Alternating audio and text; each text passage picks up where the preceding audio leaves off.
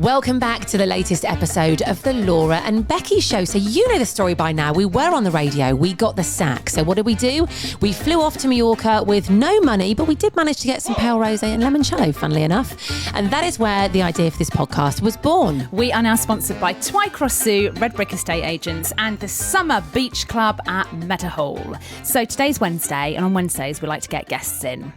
And we've had some amazing guests, and today is going to be no exception. I'm very, very excited about this. I am so excited as well. So I think when we first started this podcast, we had like a little list, didn't we, of interesting people that we wanted to get on and chat to. And this person was on the original list, wasn't he? Well, I've been wanting to meet this person even before we started the podcast. Yes. Well, in fact, because it was all, and we'll explain this in a minute, guys, it was all kind of going on when we were on the radio together. So you knew of this person. Yeah. And then it's taken us this long to get him on the pod, but he is on the pod today. Yes. Mike O'Neill, welcome to the podcast. Nice to be here. Thank you very much for inviting me. It's been over 2 years. The last time you were at my apartment was when you were providing me a bottle of wine. Oh, that sounds a bit dodgy, doesn't it? It was for that legal information. And no, it was actually 2 bottles of my favourite Plonk. Oh, did you enjoy them? I did enjoy it, yes. Oh, yes. good. Yeah, you can always count on me to bring a bottle of wine round. We probably need to explain who Mike is and how we know Mike. So let's rewind ever so slightly. So this is going back, over 2 years, as you said. So before I was living in my house where I live now, I was renting an apartment in Sheffield, and I was living there with Lily. And actually, I loved this apartment. Was really, really happy there. Anyway, there was a slight situation there with the bins. We like to call it bin gate. That's what it's affectionately known as now. So bin gate was going on, and basically the bins weren't getting emptied. They were like communal bins in the car park. They weren't getting emptied, and everyone in the apartment block was getting obviously annoyed about it because we couldn't put our rubbish out. It was flying all over the car park.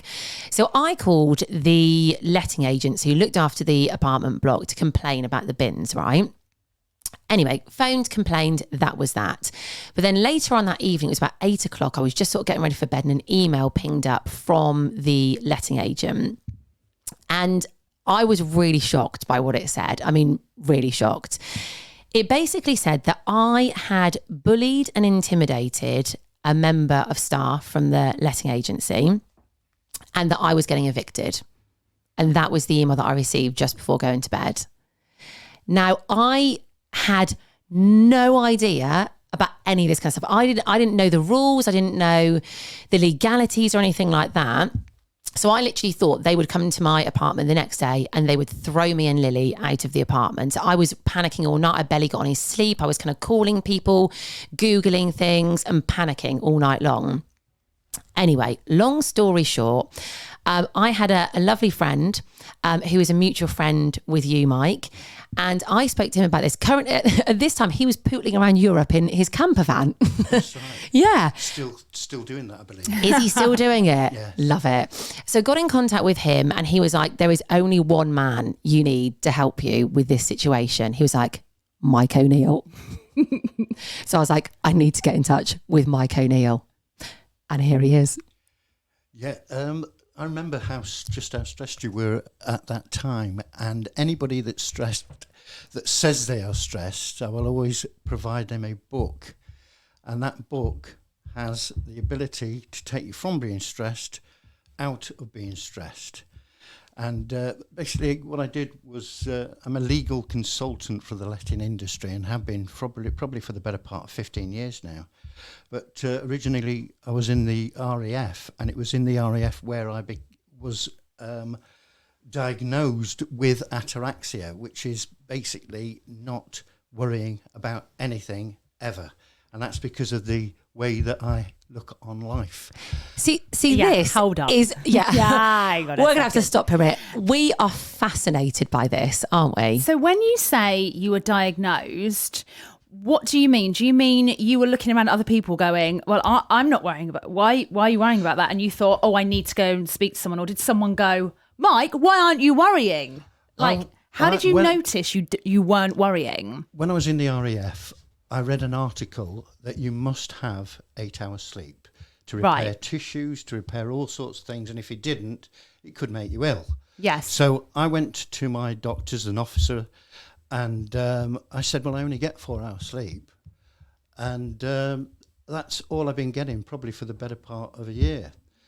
And he said, well, we'll have to do some tests on you. And the questions that he put to me was, how long does it take you to get sleep? I said, 2 seconds. What do you think about? Do you dream? I said, sometimes. Do you worry? No. And I was put through loads and loads of tests. And at the end of these tests over a period of weeks, they said, oh, you have ataraxia.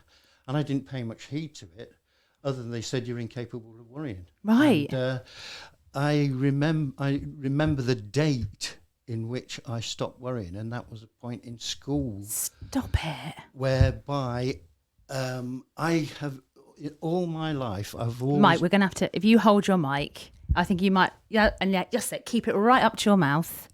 Okay, how's that? That's better. I can hear you. How do you know it's not? I can hear you through my see. headphones. Okay. So if you keep it right to your mouth. I know it sounds a bit odd. No. It feels a bit odd for you, but that's brilliant. Okay. Just so people can hear you. Sure. Like nice and crisp and clear. Right, okay, so the date at school that you stopped worrying. Yes, there was a date at school. All throughout my school career, I've always been bottom of the class. From junior school right the way through comprehensive school. It was like, do you recall The Simpsons, where Mrs. Krabappel will speak to Bart, and all he can hear is wob wob wob wob wob wob. That's what I hear most time when anyone talks to me. So the teacher will give you some instructions to do some work, and everybody else was writing, and I wasn't. So it wasn't coming. Something was amiss. I've since put it down to the fact that I lost a reasonable amount of school because my dad was in the RAF, and what happens is that the curriculum was missing specific details from what I required to be able to understand the basic stuff. And then one day in the sixth form, so I'd gone through all my school life believing that I was thick, and I got on well with my associates. They were, they didn't rib me about it. But one day I walked into the canteen, and exasperated, I said, I just don't understand this maths. And this friend of mine, who later became a maths tutor at the school, Aberdale Grange in Sheffield, he said, let's go through it with you. And he was able to get across to me within 5 minutes every aspect of maths that I'd been lacking. And it was like a rush, because at that moment in time, I knew I wasn't thick, and I knew that the teachers were broadcasting, but I wasn't receiving. So my antenna wasn't getting the information that I should have been getting. So I immediately thought, well, I can learn, and I want to learn. And so from that day on, 15th of February it would have been, 1980, I stopped worrying, because then there was massive hope. And what it changed for me was the belief system had changed. And if you've got a very, very good, strong belief in yourself, you can tap into the areas of mind that you otherwise wouldn't be able to. And so I was able to read books. I was able to basically teach myself about anything I wanted. So that's how it became. Was it a conscious decision on that date? Was it like, I'm just not going to worry anymore? Or did it just happen naturally? It just happened. So I wasn't thinking, well, I'm not going to worry anymore. I just didn't worry, because I knew that I was going to be successful. It was, for me, it was just a dead certainty of my belief that I would make something on myself, because I was prepared to make the effort. Yeah. And so I was basically killing time, because I was due to go in the RAF in 8 months from school. And during that time, I just read, got in the RAF. And then during the RAF, I was being ribbed about my weight. I was a really skinny kid. And people were not so much bullying me, but I found it intimidating.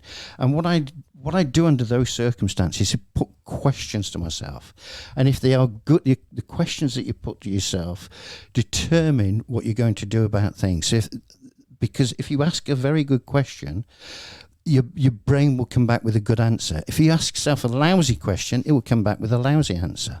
There we go. That's my problem. Well, my question was, how can I gain more respect from my friends? And always the next day, the answer comes back, and it was join the boxing team. And I did, and I got pummeled. First day, absolutely pummeled. And it was sort of the way of initiation. If you're going to join our team, then you know, this is what you have to go through in order to get. But I noticed the boxers were wearing immaculate tracksuits when they came in the mess. The mess is where you eat in the military. And there were everybody used to high five them, and they used to have incredible physiques. And I thought, I want that. And my motivation when I got clobbered was, I am going to beat you. And it wasn't a case of feeling that I needed to get revenge on him. What I needed was a focus, because I wanted to get good at boxing. I wanted a good physique, and I had my focus. I'm going to do the same to you. But what I did then was plug into another essential thing in life, and that was the success, the key to success. And there's 3 things that you need to know. 4 things. We're going to write these down, Mike. Hang on, everyone. Get your pad and pens. The reason why this is so good is because if you adapt it, you can achieve absolutely anything. So the first thing that you need is know what you want. And I knew that I wanted to have the good physique, and I knew that I wanted to have some skill at boxing. I wanted to be able to defend myself, and I wanted that respect ultimately. And I worked really hard. The other thing about this success list is to not only know what you want, but take massive action in order to get it. So I trained, and I put another question to myself, and that was, how do I get fit and enjoy the process? And the answer came back, why don't you run on the beach? Why don't you get yourself a little Walkman to run on the beach? You recall in the early 80s, they had these little tiny cassettes where you could strap them onto your belt and you could go for a run. So I used to go for a run on the beach, and I used to do that every day, train very hard. The other thing about the key to success is that you must notice whether it's working or not. And so after a few months of boxing, I was very good at evading punches. And that's the first thing. And I used to box with my gloves down, which isn't usually recommended, but I felt comfortable that the other boxers couldn't hit me. But my problem was I couldn't punch. The punches weren't powerful enough. So I put another question to myself, and it's these quality questions that you put yourself. You will always get a response back, and you need to be listening out for them. They can come in all sorts of forms, even what are these earworms that you get in songs? Yes. Well, for example, an earworm, like the other day I got the Carpenters' Mr. Postman coming through my head, and I always listen for, is there a message there? Sure enough, there was a package for me. And Stop. I knew there was one on the way. So my mind, it wasn't a psychic thing. I knew one was on the way, but my mind just sort of tapped me and said, and then the music stopped. So the actual earworm stopped. So you're looking out for these messages, aren't you? Yes. Okay. Whatever you ask. So going back to what I was saying, I asked for a harder punch. Oof. And it came back in the form of by Jack Dempsey's book. So somewhere in my life, I would have heard about Jack Dempsey. My father used to talk about it. He's a boxer of the 1920s, a world champion boxer. And I got his book, and I found how to hit hard. So the other thing about the success formula is to be able to notice whether something is working or not, and then to be flexible and change your approach. And that's exactly what I did. I changed my approach. So it wasn't just about not being hit, it was about being able to hit hard. And after 8 months, when I was ready to go for this guy, we were set up as in a competition, as if by magic, and I pummeled him. Yes, I was waiting for this. This is like a film, isn't it? I feel like we're listening to Rocky or So something. when you had that match, Yes. boxing's a match, isn't it? Boxing Yes. match. Before that match, did you know you were going to beat him? Yes. Was there no doubt in your mind? No, there was no doubt, because I'd already been sparring with him, but I never let loose, because I wanted to hold back for the specific moment where I could define it as a success, and that I was going to come away a winner. Did you knock him out, Mike? I didn't knock him out, but I knocked him out of the ring. Knocked him out That's of the ring. good enough. Yes. Okay, that must have been one strong punch. Yeah, well, I took him. I could have. I mean, I'm not saying this to impress you, but to impress upon you the fact that the power of the human mind, just knowing that you can change anything about yourself if you so choose, and it was. I'm sure I could have knocked him out in the first round, but I chose to let it go right to the end and knock him out in the last round. It was just part of my psyche, and there was nothing personal about it at all. Nothing personal about it. But so having this success formula is something that anybody can adapt, and it's so easy.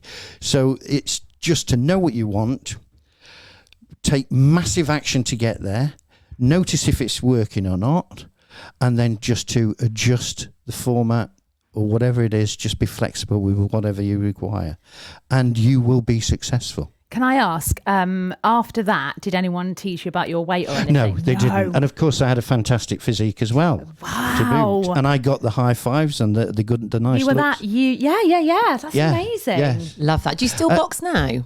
I used to box. I used to Thai box when I came out there. I used to Thai box. Did that for about 10 years as well. That was fun. But not now. I'm too busy with other things now. But that basically was my focus, and I studied psychology for a long time, and then I particularly about Anthony Robbins, and then I came across this book, Notes from a Friend. And any time anybody says that they are worried, I will always give them the book. I don't say, "Oh, you want to read this book? I'm ataraxic. It will change your life. You'll never worry again." I just sort of passed the book over. Probably actually said that to you. You did. So when I came to see you, obviously we were talking about legalities and all that kind of stuff at the time. But obviously I was very, very stressed, as you saw, and you literally just slid the book across the table to me and went, "Go away and read that." Yes. So this is Tony Robbins, isn't it? He's a massive motivational speaker, isn't he? He's got a really gruff voice. He's very, you know when it's And I think him. he's about 6'7". Yeah. So he's have you ever been to one of his? I haven't. I've heard about him. Yeah. At these, the They're like big conventions, don't they? Big talks and I things. think he's been in Sheffield, and the whole arena's sold out. Yeah. Oh, absolutely. But I've read most of his books, and when I came across this one, I thought, I can't believe this is what I've been doing since I've stopped worrying, and if I can help other people with it to take the book, then that is absolutely fantastic. If it does the job. The problem is not many people actually read it. They are stressed out their skin, but they don't take the time and trouble to read it or to take away any of the tools from it. Sometimes people are so stressed they almost can't function and can't stop, can they, to go, right, hang on a minute, let me look at this. So when we were sacked from our radio show, Mike, I think you'd not long given me the book, and we actually took it to Mallorca, do you remember? And we read parts of it whilst in between getting drunk on rosé limoncello. We did actually read some bits of it. So it would have been the perfect book for you. Absolute perfect. And it's really easy to read. It's a small book, isn't it? Yes, It's very easy to digest. So you could read it in the weekend. But some people will probably read it in a couple of hours. But yeah, it's a really, really easy read. And anybody that is worried about something, for me, it sounds painful because it's something that I used to do 43 years ago. And now I don't. When you say worry, so obviously, for example, some people might worry that they're going to get an illness some people might have a headache and worry that it's a brain tumour. Some people might drive a car and worry they're going to crash because they're going down a really steep road. Some people worry that they'll have their hair straighteners on when they leave the house. When do you not even worry about little things? No, I don't. No. I'll give you an example. I was dealing with somebody the other day, and they said, because I was evicting them, that's something else that I do. And they said, I'm worried that the tenants are going to wreck the place. Now, you just mentioned, Laura, things that you can't control. Yeah. Since there's nothing you can do about them, why focus on it? Whatever you focus on determines how you're going to feel about something. And if you want to progress throughout the day, you want to be on the top of the form every second of the day. So you don't want to focus on things that you can't control, because there's no point in focusing. So if you've got a headache and you think that's bad, the only thing you can do about that is see a doctor. Yeah. And they will decide whether it's bad or not. But to fret about it is the worst thing you can do. So you don't suffer from anxiety, I'm presuming. Well, I was thinking about the other day when I was watching the Women's World Cup, and I don't have trepidations about anything, but I was on the edge of my seat, so I have to have the worry that they're going to lose in my mind. Otherwise I wouldn't have that trepidation. Otherwise I wouldn't have the... You wouldn't have feelings, would you? You wouldn't have excitement. Or... Yes. Yeah, I'd be devoid of the excitement. I'm not saying that my knees aren't knocking now, being here in a different environment, but that's not what ataraxia is about. Yeah. It's about not having them bother you. I know I'm not going to lose an arm, I'm not going to lose a leg, but I'm with friends, so I'm comfortable with it, and I know that I will learn something from it. Yeah. Is it an element of control then? So it's learning how to control the worry and anxiety? Yes, it's controlling what you focus on. And I've got very, very good focus on. And if people were to learn the focus, and it's learnable, then they will worry less or not worry at all. Well, I have to say, when I obviously worked with you, you were so cool, calm and collected about everything. I remember I was losing my mind at the time. The reason why you were concerned was because you were ignorant of the events. Yes. Now, ignorance doesn't mean that you're not intelligent in any way. What it means is that we're all ignorant, but only in different subjects. Mm-hmm. And if we're not adapt at thinking about the particular, because what I deal with is residential law, and how on earth are you going to understand residential law when you've been threatened with basically being evicted from your property? Mm-hmm. So it's little wonder that you were concerned about it. Yeah. So when you called me, I mean, when I was able to alleviate you of your concerns and just say, look, you can't be evicted. If they did, it would be an illegal eviction and you'd be in for a massive payout. And that, when you told me, either over the phone or through emails, you were saying, look, I feel immensely relieved. It's great to know that you're there. And also, you did your bit as well. You were communicating with them. Had you not done so, I may have pulled away, because people have to help themselves in situations, and you did everything I asked of you, and if you didn't, I would just make myself less available. I trusted you actually from the get-go, and he's a very trusting guy, isn't he? Yeah, actually? absolutely. Yeah. I completely put my trust in you, and I knew that you knew what you were talking about, and you definitely made me feel at ease. And actually, you and I said this to you, didn't I, Laura? Because we were working together at the time. You saved me in that situation. I felt like I would have gone under otherwise, but you absolutely kept me kind of going. Well, that's nice to hear. As I say, it's I'm not religious in any way, but the more that I think about the things that have happened over a period of time in coincidences, just things working out, everything just seems to work out for me. Now, it might be part of my condition whereby I just see everything working out for me and can't see the bad in it, but really spooky things happen when you plug into your mind, almost supernatural. But I don't actually believe in supernatural, but nevertheless, things do go my way when I think perhaps they shouldn't. Well, it sounds like we do this. It's all about manifesting, isn't it? So it's about kind of like thinking where you want to be, picturing it, working towards it. And if you do that and you're consistent, usually it works out. Perfect. Yeah. And I would say, I mean, my metaphor in life is I choose to sail through life.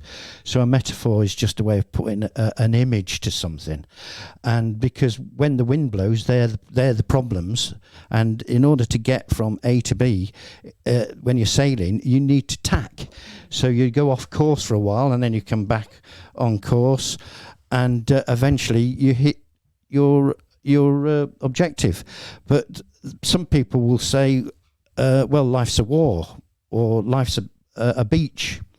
And if you focus on the nicer things for your everyday goals, it's a lot better to put yourself in a better frame of mind. And that's what you're after, getting yourself in the top frame of mind every moment of every day. And that's when things start to happen for you. Just quickly as well, tell us, because this is really interesting, tell us how you got into doing what you're doing now, because there'll be people listening who are perhaps, going through, I don't know, eviction issues or issues with their landlord or issues with tenants or whatever. So how did you get into doing that? Well, I used to volunteer for Citizens Advice, and I've worked in Sheffield, Leeds, Manchester, Bradford. And I used to get long queues, people saying, I want to wait for Mike. And I used to think, I'm doing something right here, because there's a huge queue of people waiting. And somebody offered me money, and I couldn't take it because I was working for somebody. But when that continued, I thought, well, it might be a change of venue that I set up in the advice business, and that was something that came up, and I went into it. And I've been there for the past 15 years. You love it, don't you, as well? I do, yeah. Blessed is the man that has found his work. And I feel as that I found my work. Prior to that, I was an art dealer for the better part of 25 years when I came out of the RAF. I remember I mentioned that to you. Mm-hmm. And that went very well. I made a fortune in that game and it was absolutely wonderful. And I used the success formula there, and I got my artists to use the success formula. And so I had 14 artists or so working for me flat out. And so basically everything you ask for, you'll get. I wanted to learn how to touch type and ask the question. I wanted to learn how to fly, so I learned how to fly. I wanted a photographic memory, so I got a photographic memory. Purely for numbers, by the way. So I can remember a mobile phone number in about less than 20 seconds, something like that. Oh, but really? I could remember. I used to remember a whole pack of cards. That would take a bit of practice, but I could remember 100 numbers probably in about 3 minutes. This is insane. But these are things that are available to anybody. But you've got to take the time to. You've got to pay the price. You've got to pay the price. Yeah. What do you fly out of interest? I don't fly now. The reason why I took flying lessons was to get over my fear of heights. And so I went to America, and I spent 3 months training there. Wow. And then when I came back, I never flew. Oh. And I was just happy because I lost my fear of flying. Great. And that was that. You've led such an interesting life, Mike. You really have. Have to say as well, all of Mike's correspondence when we were dealing with my old letting agents, like Mike means business, okay? Mike ain't messing about. He's not messing about, but you do it in such an eloquent, professional, like lovely way. Like all of the emails you used to send, you wouldn't mess with you, but it was done in such a lovely way. Yes. I always used to think that when I saw your emails.